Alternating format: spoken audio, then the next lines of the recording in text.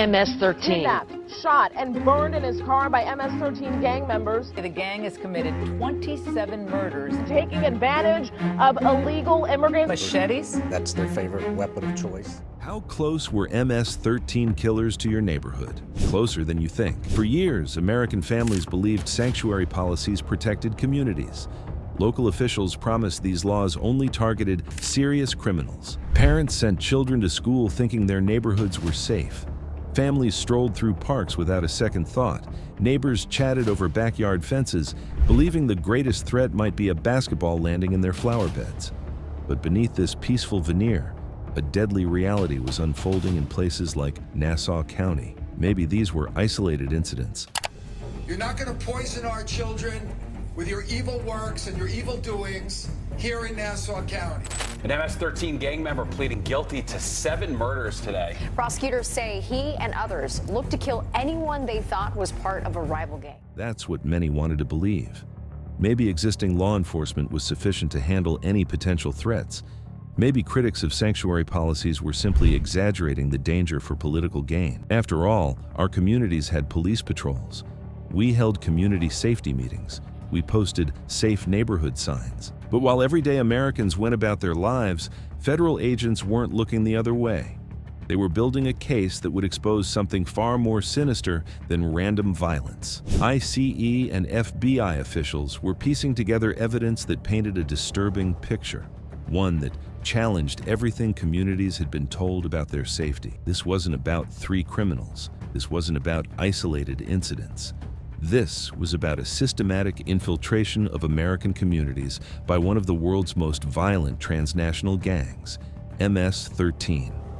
The evidence was staggering. 14 attempted murder charges, 49 assault charges, 62 total criminal counts across multiple jurisdictions. But these numbers only tell part of the story.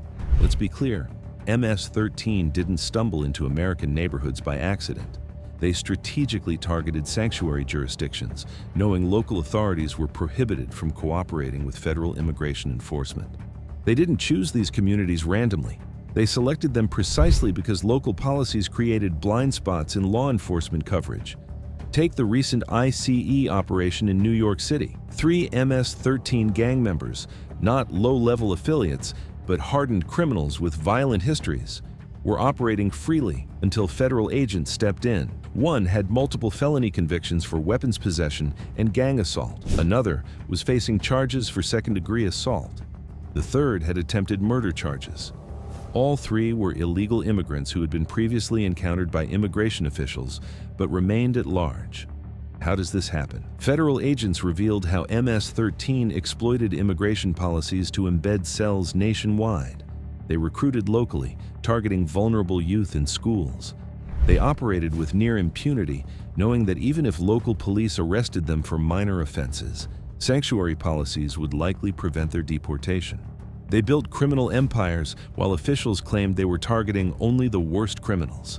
This Nassau County cell wasn't unique. It was part of a coordinated network spanning from Long Island to Los Angeles, from Aurora to Boston. MS-13 had systematically infiltrated American communities while authorities focused on other priorities. As federal agents dug deeper, they discovered the true scope. MS-13 hadn't just arrived in America, they had weaponized our own policies against us.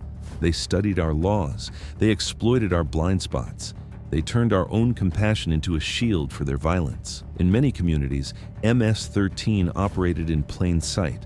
They established territory, they extorted local businesses, they recruited in schools, all while sanctuary policies limited cooperation between local and federal authorities that might have identified and removed these threats sooner.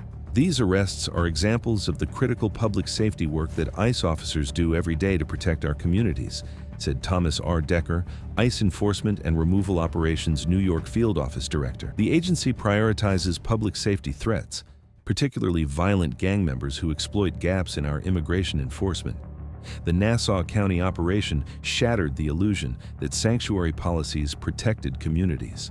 3 MS-13 killers in custody, 1 criminal network dismantled, but the broader reckoning was just beginning.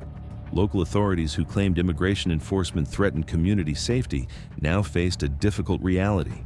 Their policies had provided cover for international killers operating next to American schools. The very policies designed to build trust had been exploited by those who deserved no trust at all. ERO New York. Field Office Director Decker put it plainly. Our officers will continue to focus enforcement efforts on criminal aliens who threaten the safety of our communities. This isn't about politics. It's about protecting American families from preventable violence. But from this disruption, new strategies emerged. Federal agencies, no longer constrained by local obstruction in many jurisdictions, began systematic targeting of transnational gangs.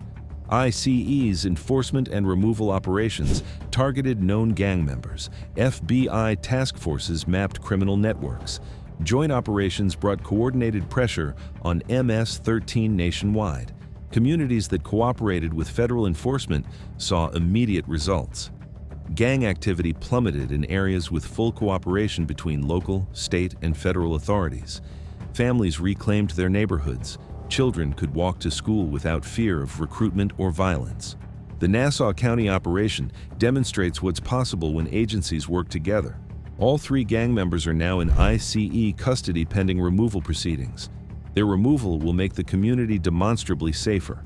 This isn't speculation, it's the elimination of specific, known threats to public safety. The old rules, where foreign criminals exploited American compassion, no longer apply in communities that prioritize safety. ICE and FBI have made it clear, no gang, no matter how violent or well-connected, can operate on American soil without facing justice. Every MS-13 member must now wonder, am I next? We're witnessing a transformation in how America handles transnational gangs. Where sanctuary policies created shadows, federal enforcement brings light. Where local obstruction created safe havens, cooperation creates accountability.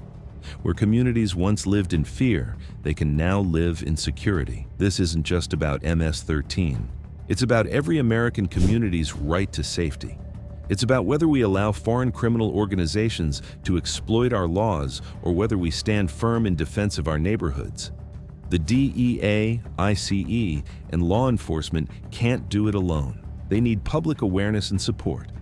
If you stand with the heroes protecting America, make sure to like this video, share it with others, drop a comment with your thoughts, subscribe to the channel, and stay tuned for more coverage of this fight for our nation's safety. Because the safety of American communities isn't partisan, it isn't political, it's essential. And every American deserves to know, when MS-13 targets our neighborhoods, our law enforcement stands ready to respond. The choice is clear, the evidence is undeniable, and the path forward demands our support.